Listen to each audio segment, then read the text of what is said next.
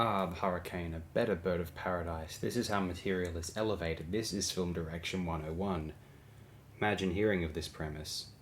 Sounds tepid, doesn't it?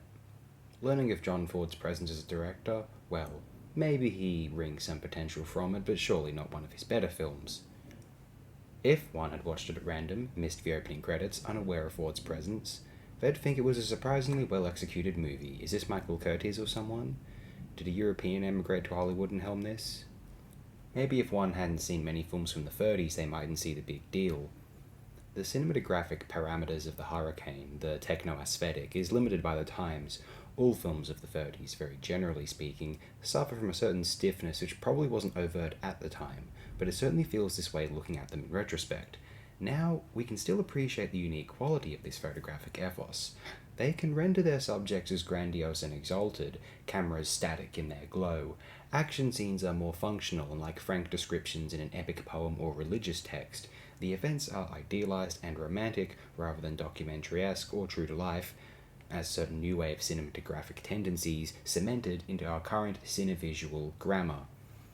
And how fitting that this is one of Ford's more overt, though hardly proselytizing, Catholic pictures, because such a now dated aesthetic is suited to such a binary, idealized yet admirably convicted worldview.